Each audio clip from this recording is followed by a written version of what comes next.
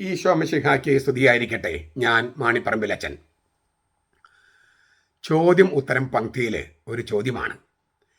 ദിയസ് ഇറേ, ദിയസ് ഇറേ, പ്രണവ് മോഹൻലാലിൻ്റെ ഒരു ചലനചിത്രമല്ലേ അത്? അത് നമ്മുടെ ക്രിസ്തുമദ്ധാർവുമായിട്ട് എന്താണ് അതിൻ്റെ ബന്ധം? അങ്ങനെ ചില റൈറ്റപ്പുകൾ കണ്ടു. അതിൻ്റെ വെളിച്ചത്തിലാണ് ചോദ്യം. ദിയസ് ഇറേ, ക്രോധത്തിൻ്റെ ദിവസം എന്നാണ് ആ പദത്തിനർത്ഥം, ലത്തീൻ വാക്കിനർത്ഥം. 13-ാം ശതകത്തിൽ ഫ്രാൻസിസ്കൻ സന്യാസിയായിരുന്ന തോമസ് ചെലാനോ, അദ്ദേഹം ജനിച്ചത് 1200-ലാണ്, മരിച്ചത് 1265, 13-ാം നൂറ്റാണ്ട്. അപ്പോൾ അദ്ദേഹം രചിച്ചതായി കരുതപ്പെടുന്ന ഒരു ഗാനമാണ്, 19 സ്റ്റാൻസയുള്ള ഒരു കീർത്തനം അല്ലെങ്കിൽ ഒരു ഗാനമാണ് ക്രോധത്തിൻ്റെ ദിവസം അല്ലെങ്കിൽ ക്രോധത്തിൻ്റെ ദിനം. അതിൽ ആദ്യത്തെ വരി തുടങ്ങുന്നത്, ആദ്യത്തെ ലൈൻ തുടങ്ങുന്നത് ദിയസ് ഇറേ എന്ന് പറഞ്ഞുകൊണ്ടാണ്. ദിയസ് ഇറേ, അത് ലത്തീനാണ്. ദിയസ് ഇറേ, ക്രോധത്തിൻ്റെ ദിവസം എന്നാണ് ആ വാക്കിനർത്ഥം. ഈ ആദ്യത്തെ സ്റ്റാൻസ് ഞാനൊന്ന് ചൊല്ലാം. ഞാൻ എൻ്റേതായ തർജ്ജമയാണ്. ക്രോധദിനവും ശിക്ഷാവിധിയും ആസന്നമായിരിക്കുന്നു. ദാവീദിൻ്റെ വചനവും സിബിലിൻ്റേതും യോജിച്ചിരിക്കുന്നു. സ്വർഗവും ഭൂമിയും ഛാരത്തിൽ അവസാനിച്ചിരിക്കുന്നു. ഈ യാമപ്രാർത്ഥനയിലൊക്കെ ഇത് ലത്തീൻ യാമപ്രാർത്ഥനയിൽ ഇത് ഉൾക്കൊള്ളിച്ചിട്ടുണ്ട് ഈ പ്രാർത്ഥന. പ്രത്യേകിച്ചും നവംബർ 1-ന്, ലത്തീൻ സഭയിൽ നവംബർ 1-നാണ് സകല ആത്മാക്കളുടെയും സകല മരിച്ചവരുടെയും ദിനം. അന്നൊക്കെ ഈ പാട്ട് പാടാറുണ്ട്. അതിൽ 19 സ്റ്റാൻസ ഉണ്ടെന്ന് പറഞ്ഞല്ലോ. അതിൽ 13-ാമത്തെ സ്റ്റാൻസയിൽ നമ്മൾ ഇങ്ങനെയാണ് പാടുന്നത്. പാപമോചിതയായ പാപിനിയിലൂടെ മരിച്ചുകൊണ്ടിരുന്ന കള്ളനോട് പുറത്തതിലൂടെ ഇന്നെനിക്കേകുന്നു നൽ പ്രതീക്ഷ. അല്ലെങ്കിൽ അതിന് വേറൊരു തരത്തിൽ തർജ്ജമ ചെയ്യാറുണ്ട്.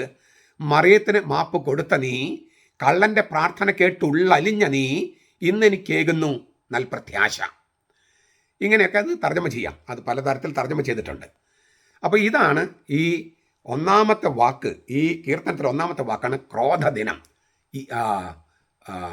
ദിയസ് ഇറേ, ക്രോധദിനം. അതാണ് ആ പ്രണവ് മോഹൻലാൽ നായകനോ വില്ലനോ എനിക്ക് അറിഞ്ഞുകൂടാ, അങ്ങനെ വരുന്ന ആ ചലനചിത്രത്തിൻ്റെ തലക്കെട്ടായി കൊടുത്തിരിക്കുന്നത്. സിനിമയുടെ ഇതിവൃത്തം എനിക്കറിയില്ല. പക്ഷേ ഈ കീർത്തനവുമായിട്ട് ബന്ധപ്പെട്ട് ചില കാര്യങ്ങൾ പറഞ്ഞാലാണ് ഈ ക്രോധദിനം അങ്ങനെ തന്നെയാണോ ഈ പാട്ടിൻ്റെ ക്രോധദിനത്തെക്കുറിച്ചാണോ, അതോ ഈ പാട്ടിനകത്ത് വല്ല പ്രത്യാശയുണ്ടോ? നമ്മൾ കണ്ടു കഴിഞ്ഞു. അതിനകത്ത് 13-ാമത്തെ സ്റ്റാൻസിൽ പറയാണ്, മറിയത്തിന് മാപ്പ് കൊടുത്ത നീ, കള്ളൻ്റെ പ്രാർത്ഥന കേട്ടുള്ളലിഞ്ഞ നീ, ഇന്നെനിക്കേകുന്നു നൽ പ്രതീക്ഷ അല്ലെങ്കിൽ നൽ പ്രത്യാശ. അപ്പോൾ ഇത് മനസ്സിലാക്കണമെങ്കിൽ ഈ നല്ല കള്ളനുമായി ബന്ധപ്പെട്ട ആ സംഭവമെന്ന് നമ്മൾ തിരിച്ചറിഞ്ഞാലാണ് ഈ ദിയസ് ഇറേ എന്ന കീർത്തനവും അതിൻ്റെ പശ്ചാത്തലവും നമുക്ക് നന്നായിട്ട് മനസ്സിലാക്കാൻ കഴിയാം. ലൂക്കാസിന്റെ സുവിശേഷം 23-ാം അധ്യായം 33 വചനങ്ങൾ. തലയോട് എന്ന സ്ഥലത്തെത്തിയപ്പോൾ അവർ അവിടെ അവനെയും ആ കുറ്റവാളികളെയും ഒരുവനെ വലത്തും ഇതരന് ഇടത്തുമായി കുരിശിൽ തറച്ചു. യേശു പറഞ്ഞു, പിതാവേ, ഇവരോട് ക്ഷമിക്കണമേ, ഇവർ ചെയ്യുന്നത് എന്തെന്ന് അറിയുന്നില്ല. അനന്തരം അവർ അവൻ്റെ വസ്ത്രങ്ങൾ ഭാഗിച്ച് കുറിയിട്ടു. ജനം നോക്കി നിന്നു. പ്രമാണികൾ പരിഹസിച്ച് പറഞ്ഞു, ഇവൻ മറ്റുള്ളവരെ രക്ഷിച്ചു. ഇവൻ ദൈവത്തിൻ്റെ ക്രിസ്തുവാണെങ്കിൽ, അവിടുത്തെ തിരഞ്ഞെടുക്കപ്പെട്ടവനാണെങ്കിൽ തന്നെ രക്ഷിക്കട്ടെ. പടയാളികൾ അവനെ പരിഹസിച്ച് അടുത്ത് വന്ന് അവനെ പുളിച്ച വീഞ്ഞ് കാണിച്ച് പറഞ്ഞു, നീ യഹൂദരുടെ രാജാവാണെങ്കിൽ നിന്നെ തന്നെ രക്ഷിക്കുക. ഇവൻ യഹൂദരുടെ രാജാവ് എന്നൊരു ലിഖിതം അവൻ്റെ മീതെ ഉണ്ടായിരുന്നു. തൂക്കപ്പെട്ടിരുന്ന കുറ്റവാളികൾ ഒരുവൻ അവനെ ദുഷിച്ച് പറഞ്ഞു, നീ ക്രിസ്തു അല്ലയോ, നിന്നെ തന്നെയും ഞങ്ങളെയും രക്ഷിക്കുക. മറ്റവൻ അവനെ ശകാരിച്ച് പറഞ്ഞു, നീ ദൈവത്തെ ഭയപ്പെടുന്നില്ലയോ? നീയും അതേ ശിക്ഷാവിധിയിൽ തന്നെയല്ലേ? നാം ന്യായമായിട്ട് ശിക്ഷ അനുഭവിക്കുന്നു. നമ്മുടെ പ്രവൃത്തികൾക്ക് യോഗ്യമായതല്ലോ നമുക്ക് കിട്ടുന്നത്. ഇവനോ അരുതാത്തൊന്നും ചെയ്തിട്ടില്ല. അവൻ തുടർന്ന് പറഞ്ഞു, യേശുവേ, നീ നിന്റെ രാജ്യത്തിലേക്ക് വരുമ്പോൾ എന്നെയും ഓർക്കണമേ. യേശു അവനോട് പറഞ്ഞു, ഇന്ന് നീ എന്നോടുകൂടെ പരദീസയിലായിരിക്കുമെന്ന് സത്യമായി ഞാൻ നിന്നോട് പറയുന്നു. ഇതിൽ ചില പ്രധാനപ്പെട്ട കാര്യങ്ങൾ നമുക്കൊന്ന് പെട്ടെന്ന് ധ്യാനിക്കാം, അല്ലെങ്കിൽ ഒന്ന് അതേക്കുറിച്ചൊന്ന് വിചിന്തനം ചെയ്യാം. പിതാവേ, അവരോട് ക്ഷമിക്കണമേ. ആരോട് എന്ന് പലതരത്തിൽ നമുക്ക് ചോദിക്കാൻ പറ്റുന്ന സംഗതിയാണ്. ഈ അവൻ്റെ ഇടത്തും വലത്തും ഓരോ കവർച്ചക്കാരെ തൂക്കിലേറ്റെന്ന് പറഞ്ഞിട്ട് അവിടെ മർക്കോസ് പറയുന്ന ഒരു കാര്യമുണ്ട്. മർക്കോസ് 15:32. അവനോട് ക്രൂശിക്കപ്പെട്ടവരും അവനെ പരിഹസിച്ചു. അവനോട് ക്രൂശിക്കപ്പെട്ടവരും ബഹുവചനാണ്. എന്ന് വെച്ചാൽ തുടക്കത്തിൽ 2 കവർച്ചക്കാരും കർത്താവിനെ പരിഹസിച്ചു. പക്ഷേ കർത്താവ് എന്താ ചെയ്തത്? പിതാവേ ഇവരോട് ക്ഷമിക്കണമേ. അപ്പോൾ തന്നോടുകൂടി ക്രൂശിക്കപ്പെട്ടിരിക്കുന്ന ആ കുറ്റവാളികൾ, അവർ മനുഷ്യവർഗത്തെ മുഴുവൻ പ്രതിനിധാനം ചെയ്യുന്നു. ആ കുറ്റവാളികൾ രക്ഷകനെ പരിഹസിക്കുകയാണ്. കർത്താവ് പ്രാർത്ഥിക്കുകയാണ്, പിതാവേ ഇവരോട് ക്ഷമിക്കണമേ എന്ന് വെച്ചാൽ ഈ കവർച്ചക്കാർ പ്രതിനിധാനം ചെയ്യുന്ന കുറ്റവാളികൾ, ഈ പിതാവേ ഇവരോട് ക്ഷമിക്കണമേ. ആ പ്രാർത്ഥന കേട്ട് ഈ മനുഷ്യവർഗത്തിൽ ഒരു വിഭാഗം, അല്ലെങ്കിൽ ഈ നല്ല കള്ളൻ എന്ന് നമ്മൾ വിശേഷിപ്പിക്കുന്ന ആ കവർച്ചക്കാരനെ പ്രതിനിധാനം ചെയ്യുന്ന ആളുകൾ മാനസാന്തരപ്പെട്ടു. അത് അവരുടെ പ്രതിനിധിയാണ്. ഈ പ്രാർത്ഥന കേട്ട് മാനസാന്തരപ്പെട്ടവരുടെ പ്രതിനിധിയാണ് ഈ പറഞ്ഞ നല്ല കള്ളൻ എന്ന് നമ്മൾ വിശേഷിപ്പിക്കുന്ന ഈ കർത്താവിനോട് പ്രാർത്ഥിച്ച ആ കള്ളൻ. നല്ല കള്ളൻ എന്ന വാക്ക് തന്നെ നമുക്ക് ഉപയോഗിക്കുക, നമുക്ക് എളുപ്പത്തിൽ മനസ്സിലാക്കാൻ വേണ്ടിയിട്ട്. പിതാവേ ഇവരോട് ക്ഷമിക്കണമേ, ഇവർ ചെയ്യുന്നതെന്ന് ഇവർ അറിയുന്നില്ല. പല തലങ്ങളുണ്ട് ഈ പ്രാർത്ഥനയ്ക്ക്. ഒന്ന്, തന്നെ കുരിശിലേറ്റിയവർ അജ്ഞത മൂലമാണ് ഇവയെല്ലാം ചെയ്യുന്നതെന്നും ക്ഷമിക്കണമെന്നും പുത്രനായ യേശു ദൈവപിതാവിനോട് പ്രാർത്ഥിക്കുന്നു. 1 കൊരിന്ത്യർ 2:8 പറയുന്നുണ്ട് അജ്ഞത മൂലമാണ്. 1 പത്രോസ് 2:23 പറയുന്നുണ്ട് അജ്ഞത മൂലമാണ് അവർ ചെയ്തത്. രണ്ടാമത്തെ കാര്യം ഞാൻ പറഞ്ഞു, യേശുവിൻ്റെ 2 വശങ്ങളിൽ കവർച്ചക്കാരാണ്, പാപികളാണ്, രക്ഷ പ്രാപിക്കേണ്ടവർ. അവർ രണ്ടുപേരും അവനെ പരിഹസിച്ചു. മർക്കോസ് 15:32. രക്ഷകനെ നിന്ദിക്കുന്ന മനുഷ്യവംശത്തിൻ്റെ പ്രതിനിധികളാണ് കുറ്റവാളികളായ കവർച്ചക്കാർ. എന്നാൽ യേശു അവർക്ക് വേണ്ടി പ്രാർത്ഥിക്കുകയാണ്. തൻ്റെ ജനത്തിന് മാപ്പ് കൊടുക്കണമെന്ന് യേശു തുടർച്ചയായി പിതാവിനോട് പ്രാർത്ഥിച്ചു. നമ്മൾ കഴിഞ്ഞ ദിവസം ഈ ലിറ്റർജിയെക്കുറിച്ച് ഈശോയുടെ പ്രാർത്ഥനയുടെ തുടർച്ചയിലാണ്, അല്ലെങ്കിൽ ഈശോയുടെ പ്രാർത്ഥനയിലേക്കുള്ള പങ്കാളിത്തമാണ് ലിറ്റർജി എന്ന് പറയുകയുണ്ടായി. അപ്പോൾ നമ്മൾ ഈ ഒന്നാമത്തെ പ്രാർത്ഥന, മാമോദിസ കഴിഞ്ഞുള്ള പ്രാർത്ഥനയും കുരിശിലെ പ്രാർത്ഥന തമ്മിലുള്ള ബന്ധമൊക്കെ നമ്മൾ കണ്ടതാണ്. അത് കാണാത്തവരൊന്നും അത് കാണാനായിട്ട് ഞാൻ ആവശ്യപ്പെടുകയാണ്. അപ്പോൾ തൻ്റെ ജനത്തിന് മാപ്പ് കൊടുക്കണമെന്ന് യേശു തുടർച്ചയായി പിതാവിനോട് പ്രാർത്ഥിക്കുന്നു. കവർച്ചക്കാരൻ ആ പ്രാർത്ഥന കേട്ടു. അത് കേട്ട് സ്വന്തം പാപങ്ങളെക്കുറിച്ച് പശ്ചാത്തലിച്ച കവർച്ചക്കാരൻ യേശുവിനോട് കാരുണ്യം അപേക്ഷിച്ചു. സ്വർഗത്തിലെ പ്രാർത്ഥന കേട്ട പിതാവായ ദൈവം ഉടനെ പാപമോചനം അയച്ചു കൊടുത്തു. നീ ഇന്ന് എന്നോടുകൂടെ പരദീസയിലായിരിക്കും. അപ്പോൾ പുത്രൻ പിതാവിനോട് പ്രാർത്ഥിക്കുന്നു, പിതാവ് പ്രാർത്ഥന കേൾക്കുന്നു, പാപമോചനം സ്വർഗത്തിൽ അയച്ചു കിട്ടുന്നു. നീ ഇന്ന് എന്നോടുകൂടെ പരദീസയിലായിരിക്കും. അതാണ് രണ്ടാമത്തെ അർത്ഥം. മൂന്നാമത്തെ ഒരു ധ്വനി, ശത്രുക്കൾ തന്നെ കല്ലെറിഞ്ഞു കൊല്ലുന്ന സമയത്ത് സ്തെഫാനോസ് ഇതുപോലെ പ്രാർത്ഥിക്കുന്നുണ്ട്. ഈ കുറ്റം അവരുടെ മേൽ ചാർത്തരുതേ. സ്ലീഹന്മാർ നടപടി 7:60. ശത്രുക്കളോടും പാപികളോടും ക്ഷമിക്കണമെന്ന് പിതാവിന് പ്രാർത്ഥിച്ച ഏക മധ്യസ്ഥൻ്റെ മാതൃക പിന്തുടരുകയാണ് സ്തെഫാനോസ്. അത് കണ്ടുകൊണ്ട്, ഈ സ്തെഫാനോസിൻ്റെ മരണം കണ്ടുകൊണ്ട് ഒരു യുവാവ് നിൽപ്പുണ്ടായിരുന്നു, സാവൂള്, പിന്നീട് പൗലോസ്ലീഹയായ ആള്. ഈ യേശുവിൻ്റെ പ്രാർത്ഥന കേട്ട് നല്ല കള്ളൻ, ആ കവർച്ചക്കാരൻ നല്ല കള്ളൻ മാനസാന്തരപ്പെട്ടതുപോലെ സ്തെഫാനോസിൻ്റെ പ്രാർത്ഥന കേട്ട് പൗലോസിന് മാനസാന്തരത്തിന് ആദ്യത്തെ ഒരു തീപ്പൊരി പൗലോസിൽ വീഴുന്ന അപ്പോഴാണ്. തന്നെപ്പോലെ ഒരു ചെറുപ്പക്കാരൻ ഇങ്ങനെ മരിക്കാൻ പറ്റുന്ന എങ്ങനെ? ഈ ഒരു ചിന്ത മനസ്സിലും വെച്ചുകൊണ്ടായിരിക്കണം ഇല്ലേ ക്രിസ്ത്യാനികളെ പിടിച്ചു വലിച്ചൊക്കെ കൊണ്ടുപോകാൻ പോകുമ്പോഴും ഈ ചെറുപ്പക്കാരൻ്റെ മരണം, കണ്ടു നിന്നോട്ടുള്ള മരണം, ഇങ്ങനെ തന്നെ കല്ലെറിയാണ്. ഓരോ കല്ല് വന്ന് വീഴുമ്പോഴും പ്രാർത്ഥിക്കുക, ഈ കുറ്റം അവരുടെ മേൽ ചാർത്തരുത്, ഈ കുറ്റം അവരുടെ മേൽ ചാർത്തരുത്. അവർക്ക് അജ്ഞത മൂലമാണ് അവർ ചെയ്യുന്നത്. ഇത് പൗലോസിൻ്റെ മനസ്സിൽ കിടപ്പുണ്ട്. പിന്നെയാണ് ഉത്തിതനായ കർത്താവ് അവനെ അറസ്റ്റ് ചെയ്യുന്നത്, അതായത് സ്വർഗത്തിൽ പ്രകാശമയച്ച് അറസ്റ്റ് ചെയ്യാണ്. പക്ഷേ ഈ പശ്ചാത്തലത്തിൽ ഈ സ്തെഫാനോസിൻ്റെ മരണമുണ്ട്. അപ്പോൾ യേശുവിൻ്റെ പ്രാർത്ഥന കേട്ട് നല്ല കള്ളന് മാനസാന്തരം വന്നതുപോലെ സ്തെഫാനോസിൻ്റെ പ്രാർത്ഥനയാണ് പൗലോസിൻ്റെ മാനസാന്തരത്തിനുള്ള ചവിട്ടുപടികൾ ഒരുക്കി വെച്ചത്. കർത്താവ് എന്താ പറഞ്ഞത്? ഇവർ ചെയ്യുന്നത് എന്തെന്ന് ഇവർ അറിയുന്നില്ല. സത്യത്തിൽ കുരിശിൽ നിന്നുള്ള ആദ്യത്തെ തിരുമണിയാണിത്. കൈകളിലും കാലുകളിലും ആണിയടിച്ച് കുരിശിലേക്ക് വലിച്ചു കയറ്റുന്ന നിമിഷത്തിൽ തന്നെ യേശു പ്രാർത്ഥിക്കുകയാണ്, തന്നോട് ഇങ്ങനെ ക്രൂരമായി പെരുമാറുന്നവരോട് ക്ഷമിക്കണമേ. ശത്രുക്കളെ സ്നേഹിക്കുക എന്ന് പഠിപ്പിച്ചവൻ അവൻ അത് പ്രയോഗത്തിൽ വരുത്തുകയാണ്. വിദ്വേഷവും വൈരാഗ്യവും എന്തെന്ന് അവൻ അറിയില്ല. പ്രതികാരം ചെയ്യണമെന്ന് ആവശ്യപ്പെടുന്നില്ല, ക്ഷമിക്കാനാണ് പറയുന്നത്. കാരണം അജ്ഞത മൂലമാണ് അവരെ തന്നോട് ഇങ്ങനെ ക്രൂരമായി പെരുമാറുന്നത്. അജ്ഞത മൂലം, അറിവില്ലായ്മ മൂലം. ഈ അജ്ഞത മൂലമാണ് അവർ അങ്ങനെ തന്നോട് പെരുമാറുന്നത് എന്ന് പറയുമ്പോൾ, അതായത് അവരെ ക്ഷമിക്കാനായിട്ട് പറയുന്ന ന്യായം, അവരെ ക്ഷമിക്കണം. കാരണം എന്താ? അവർക്ക് അറിവില്ലായ്മ കൊണ്ടാണ് അവരങ്ങനെ ചെയ്യണേ, അജ്ഞത മൂലമാണ് ചെയ്യുന്നത്. ദേവാലയത്തിലെ പ്രസംഗത്തിൽ ദുഃഖസ്മരണകൾ ഉയർത്തുന്ന കുരിശുമരണത്തെക്കുറിച്ച് സൂചിപ്പിച്ചതിന് ശേഷം പത്രോസ് പറയുന്നുണ്ട്, സ്ലീഹന്മാരുടെ നടപടി പുസ്തകം 3:14-15 ഇതിങ്ങനെ കർത്താവിൻ്റെ കുരിശുമരണത്തെക്കുറിച്ച് പറഞ്ഞിട്ട് പറയാണ്, നിങ്ങളും അജ്ഞത മൂലമാണ് അങ്ങനെ പ്രവർത്തിച്ചത്. സ്ലീഹന്മാരുടെ നടപടി 3:17.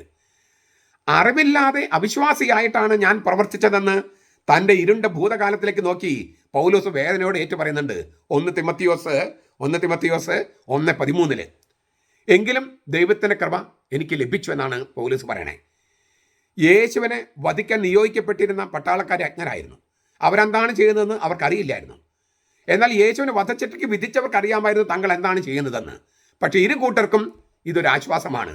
അവരും അജ്ഞരായിരുന്നുവെന്ന് കർത്താവ് കരുതുകയും അവർക്ക് വേണ്ടി, അവരുടെ പാപമോചനത്തിന് വേണ്ടി പിതാവായ ദൈവത്തോട് നേരിട്ട് ഉണർത്തിച്ച് പ്രാർത്ഥിക്കുകയും ചെയ്യുന്നു.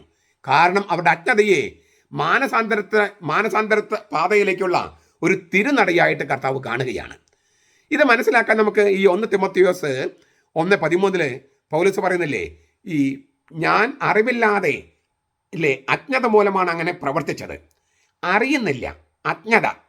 ഇതേക്കുറിച്ച് ബെനഡിക്ട് 16 മാർപ്പാപ്പ നൽകുന്ന ഒരു മനോഹര വ്യാഖ്യാനമുണ്ട്. അവിടെ ഈ ദിയസേർ എന്നുള്ള വാക്ക് ബെനഡിക്ട് മാർപ്പാപ്പ ഉപയോഗിക്കുന്നുണ്ട്. അപ്പോൾ നമുക്കതിലേക്ക് പോകാം. ഈ വിശുദ്ധ പത്രോസിൻ്റെ പ്രസംഗത്തിൽ മുടന്തനായ ഒരാളെ സുഖപ്പെടുത്തിയതിന് ശേഷം സോളമൻ്റെ മണ്ഡപത്തിൽ ജനങ്ങൾ ഒന്നിച്ചു കൂടിയപ്പോൾ പത്രോസ് ജനങ്ങൾ വേദനയോട് ഓർമ്മിപ്പിച്ചു. പരിശുദ്ധനും നീതിമാനുമായ അവനെ നിങ്ങൾ നിരാകരിച്ചു, പകരം ഒരു കൊലപാതകി വിട്ടുകിട്ടാൻ അപേക്ഷിച്ചു. ജീവന്റെ നാഥനെ നിങ്ങൾ വധിച്ചു, എന്നാൽ ദൈവം അവനെ മരിച്ചവരിൽ നിന്നും ഉയർപ്പിച്ചു. ഈ ദുഃഖസ്മരണകൾ ഉണർത്തുന്ന ഈ പ്രസംഗത്തിൻ്റെ സമാപനത്തിൽ പത്രോസ് പറയാണ്, ഈ നിങ്ങളുടെ നേതാക്കന്മാരെ പോലെ നിങ്ങളും അജ്ഞത മൂലമാണ്, അറിവില്ലായ്മ മൂലമാണ് ഇങ്ങനെ പ്രവർത്തിച്ചതെന്ന് എനിക്കറിയാം. ഈ മുൻപ് താൻ യേശുവിനെ നിന്ദിക്കുകയും പീഡിപ്പിക്കുകയും അധിക്ഷയും ചെയ്തുവെന്ന് പൗലോസ് വേദനയോട് ഓർത്തിട്ട് പറയാണ്, എങ്കിലും എനിക്ക് കരുണ ലഭിച്ചു, കാരണം അറിവില്ലാതെ അവിശ്വാസിയായിട്ടാണ് ഞാൻ പ്രവർത്തിച്ചത്.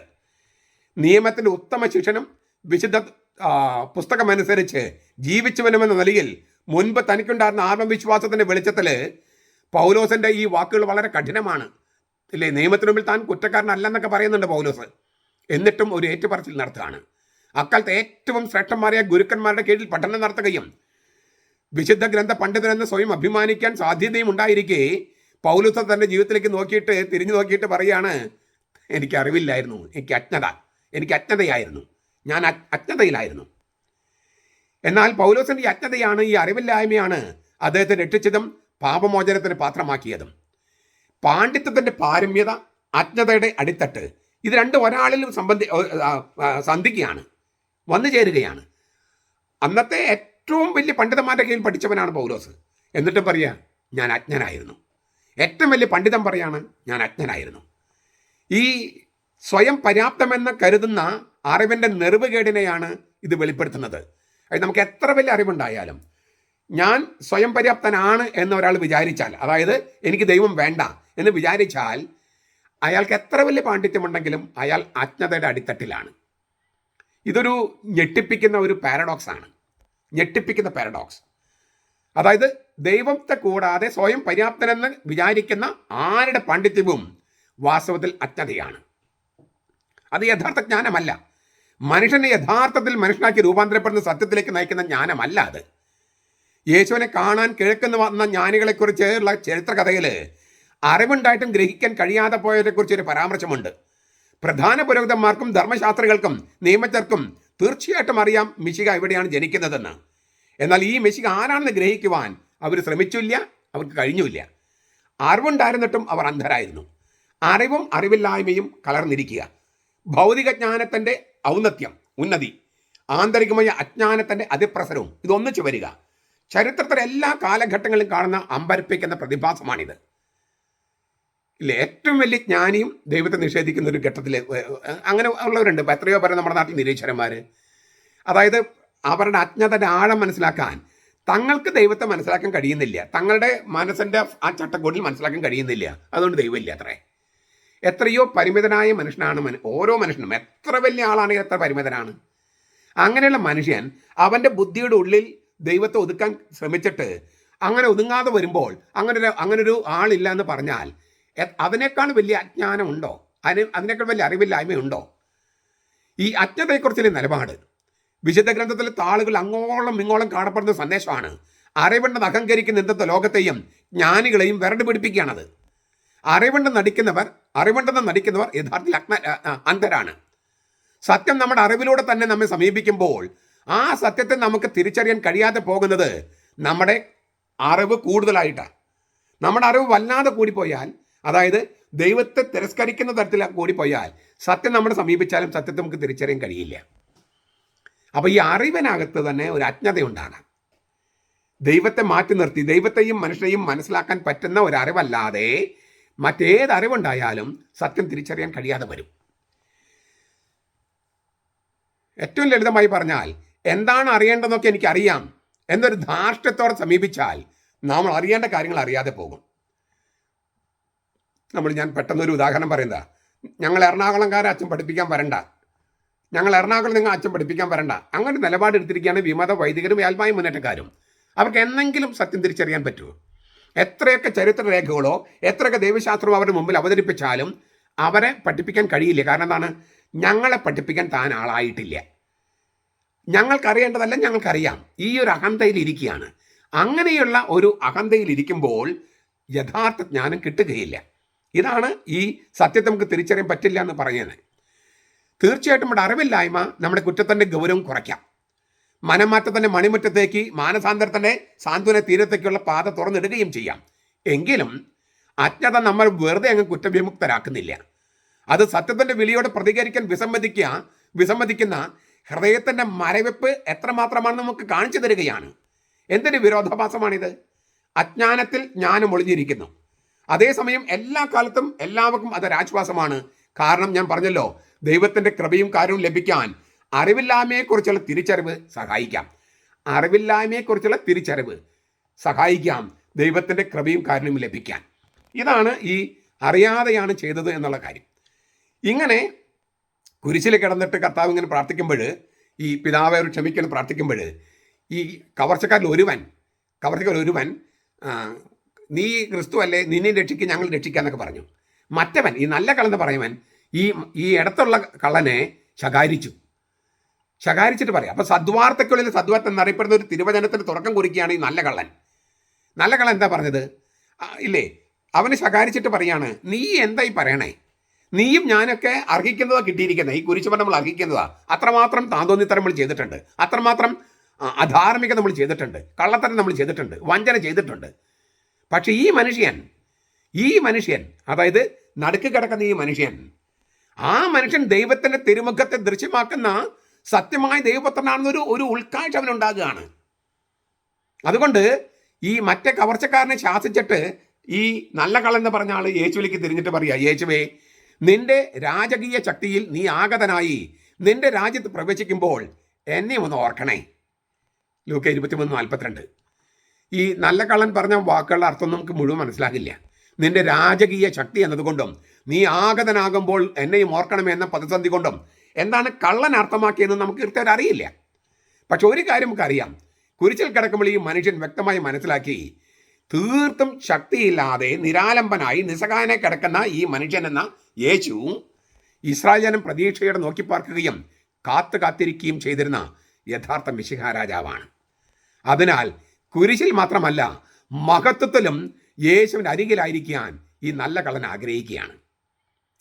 നിങ്ങൾക്ക് ഈ നസറത്തിലെ യേശു എന്ന് പറഞ്ഞിട്ട് ബെനഡിക്ട് മാർപ്പാപ്പയുടെ പുസ്തകമുണ്ട്. അത് ആളൊരു ബിബ്ലിയയിൽ ആ പുസ്തകം കിട്ടും. അതിനകത്ത് രണ്ടാമത്തെ വോള്യത്തിനകത്ത് 339 ആ പേജുകളിൽ ഇതേക്കുറിച്ചൊക്കെ മാർപ്പാപ്പ വളരെ മനോഹരമായിട്ട് അവതരിപ്പിച്ചിട്ടുണ്ട്. നോക്കുക, ഈ നല്ല കള്ളൻ യേശുവെ എന്നാണ് വിളിക്കുന്നത്.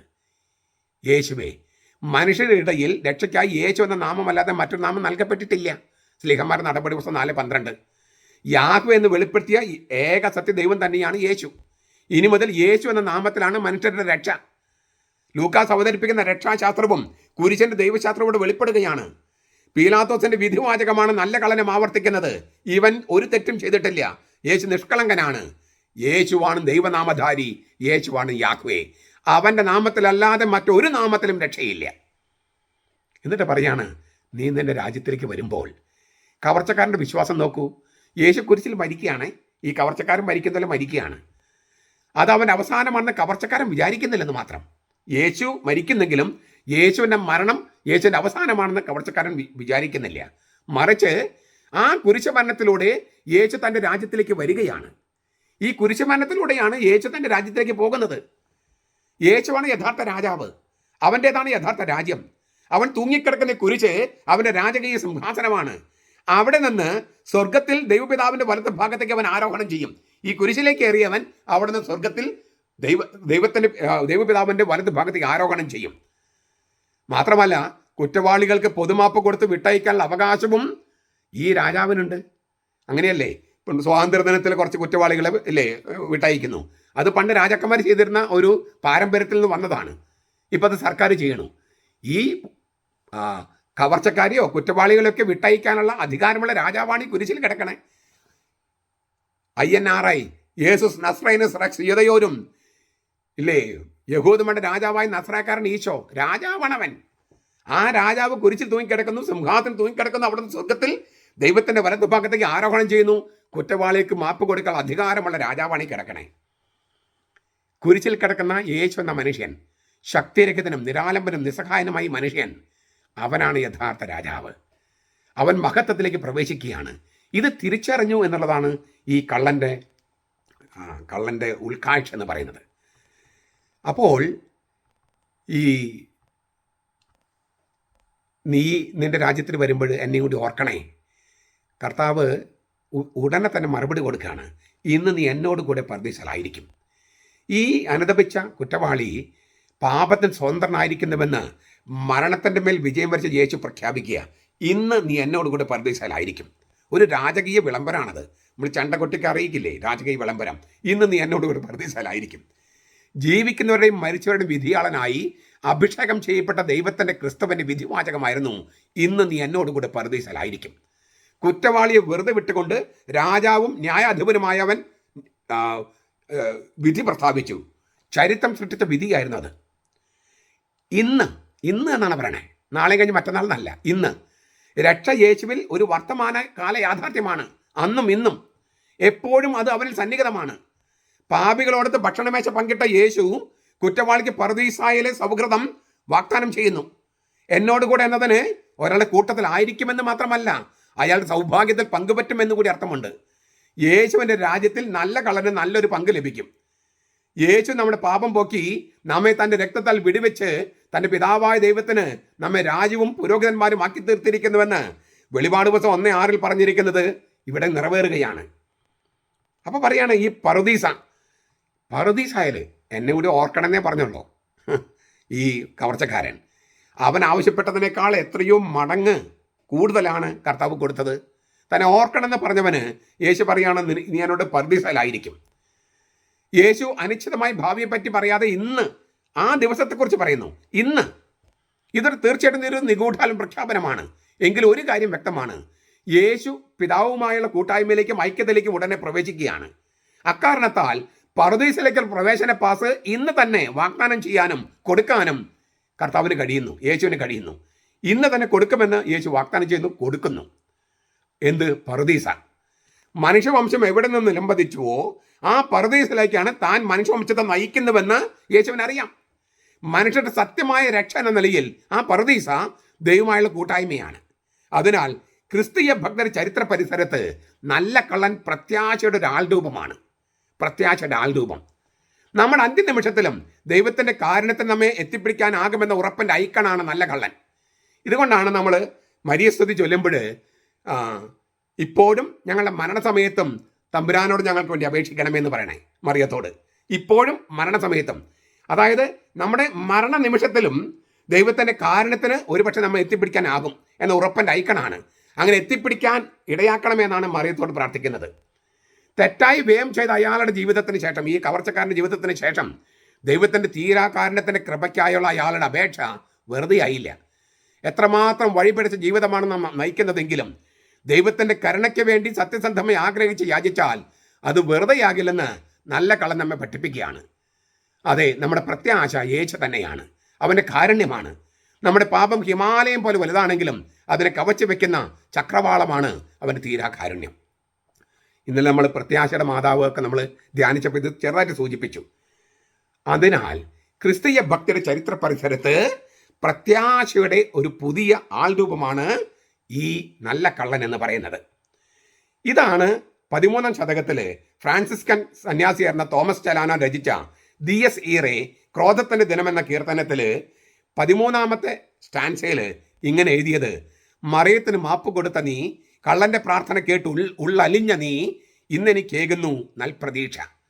ആ പ്രാർത്ഥന തുടങ്ങിയത് ഈ ഇങ്ങനെ പേടിപ്പിക്കുന്നൊരു ഇല്ലേ വാക്കിലൂടെയാണ്. എങ്ങനെ? ക്രോധദിനവും ശിക്ഷാവിധിയും ആസന്നമായിരിക്കുന്നു, ദാവീദിന്റെ വചനവും സിബിലിൻ്റേതും യോജിച്ചിരിക്കുന്നു, സ്വർഗവും ഭൂമിയിൽ ചാരത്തിൽ അവസാനിച്ചിരിക്കുന്നു എന്ന് പറഞ്ഞ് തുടങ്ങുന്ന ഒരു കീർത്തനം. പക്ഷെ അതിനകത്ത് ഒരുപാട് പ്രത്യാശ വെച്ചിട്ടുണ്ട്. അതിനകത്തൊരു പ്രത്യാശയാണ്, കള്ളൻ്റെ പ്രാർത്ഥന കേട്ട് ഉള്ളലിഞ്ഞ നീ, ഇന്നെനിക്കേകുന്നു നൽപ്രതീക്ഷ. അതിനാൽ ദിയസ് ഈറെ എന്നുള്ള ക്രോധദിനം എന്നാണെങ്കിലും ഈ തോമസ് ചലാനോ രചിച്ചതിൽ ഒരുപാട് പ്രത്യാശ വെച്ചിട്ടുണ്ട്, പേടിപ്പെടുത്തുന്നതല്ല. ഞാൻ ആവർത്തിക്കുകയാണ്, ഈ ചലനചിത്രത്തിൽ എന്താണ് വരണമെന്ന് എനിക്ക് അറിഞ്ഞുകൂടാ. പക്ഷേ ദിയസ് ഈറെ എന്നുള്ള കീർത്തനം അതൊരു ക്രിസ്തീയ സന്യാസി എഴുതിയതാണ്, കത്തോലിക്ക സന്യാസി എഴുതിയതാണ്. അതിൽ പേടിപ്പിച്ചുകൊണ്ടാണ് തുടങ്ങുന്നതെങ്കിലും ഒരുപാട് പ്രത്യാശയുടെ കീർത്തനങ്ങൾ, ഇങ്ങനെ മാലകൾ കോർത്തിട്ടുള്ള ഒരു കീർത്തനമാണത്. അതുകൊണ്ടാണ് ഈ ദിയസ് ഈറെ, ക്രോധദിനം എന്ന് പറഞ്ഞാലും അതൊരു പ്രതീക്ഷയുടെ ദിനമാണ്. ഈ ന്യായവിധിയുടെ ദിനം പ്രതീക്ഷയുടെ കൂടി ദിനമാണെന്ന് പറയുന്നതിന് കാരണം, ബെനഡിക്ട് മാർപ്പാപ്പ ഒരു കാര്യം കൂടി പറയുന്നുണ്ട്. ഈ ക്രിസ്തുവാണ് മനുഷ്യപുത്രൻ എന്ന നിലയിൽ ന്യായാധിപൻ, പക്ഷേ അവൻ നമ്മുടെ സഹോദരനും കൂടിയാണ്. ഈ ന്യായാസനത്തിലിരിക്കുന്ന നമ്മളെ നമ്മുടെ പ്രവൃത്തികൾക്കനുസരണം വിധിക്കാനിരിക്കുന്ന ന്യായാധിപൻ മനുഷ്യനായി നമ്മുടെ കൂടെ ജീവിച്ചവനാണ്, നമ്മുടെ സഹോദരനാണ്. അതൊരു പ്രത്യാശയല്ലേ? ജഡ്ജി നമ്മുടെ സഹോദരനാണ്, രക്ഷകനുമാണ്. അതൊരു വല്ലാത്ത പ്രത്യാശയാണ്, ഒരു ഗംഭീരമായ, ഒരു പ്രസാദാത്മകമായ പ്രത്യാശയാണ്. ആ പ്രത്യാശ കൈവിടാതിരിക്കാൻ നമുക്ക് എപ്പോഴും പരിശ്രമിക്കാം. നമ്മൾ എന്നും കാണുന്നൊരു സംഗതിയാണ്, അതായത് കൊള്ളക്കാരനെയും കൊലപാതകയെയും സപ്പോർട്ട് ചെയ്യുന്ന ഭരണാധികാരികളുണ്ട്, എല്ലാ കാലത്തും ഉണ്ട്. ഈ ബറാബാസ് എന്ന് പറഞ്ഞാൽ കൊലപാതകയും കൊള്ളക്കാരനെയുമാണ് അന്നത്തെ മഹാപുരോഹിതന്മാരും ഒക്കെ സപ്പോർട്ട് ചെയ്തത്. യേശു എന്ന നിഷ്കളങ്കനെ, രക്ഷകൻ അവർ കൊല്ലുമായിരുന്നു. പക്ഷേ ആ രക്ഷകനാണ് പ്രാർത്ഥിച്ചത്, ഇവരോട് ക്ഷമിക്കണേ, അവരറിവില്ലായ്മ കൊണ്ടാണ് ചെയ്യുന്നത്. ആ പ്രാർത്ഥന കേട്ടിട്ടാണ് ഈ നല്ല കള്ളനൊരു ഉൾക്കാഴ്ച ഉണ്ടാകുന്നത്, രക്ഷകനെക്കുറിച്ചും രക്ഷയെക്കുറിച്ചും പറുദീസായെക്കുറിച്ചും ഒക്കെ. അവന് അന്ന് തന്നെ ഏറ്റവും ആദ്യം പറുദീസിലേക്ക് കയറിയത് ജീവിതകാലം മുഴുവൻ തെണ്ടിയും തെമ്മാടിയും കാണിച്ച് കള്ളത്തരും കവർച്ചയും നടത്തിയ ഒരു മനുഷ്യനാണ് കർത്താവിനോടൊപ്പം പറുദീസിലേക്ക് പ്രവേശിച്ചത്. നമ്മൾ എത്ര വലിയ പാപികളാണെങ്കിലും ദൈവത്തിൻ്റെ കാരുണ്യത്തിന് നമ്മെ സമീപിക്കാൻ കഴിയും, നമ്മളെ സ്പർശിക്കാൻ കഴിയുമെന്ന് വലിയൊരു തെളിവല്ലേ അത്? അതാണ് പ്രത്യാശ. ആ പ്രത്യാശ നമുക്ക് നിലനിർത്താം. നമ്മുടെ കർത്താവ് ഈശോ മിശിഹായുടെ കൃപയും പിതാവായ ദൈവത്തിൻ്റെ സ്നേഹവും പരിശുദ്ധാത്മാവിൻ്റെ സഹവാസവും നാം എല്ലാവരോടും കൂടി ഉണ്ടായിരിക്കട്ടെ, ഇപ്പോഴും എപ്പോഴും എന്നേക്കും. ആമേൻ.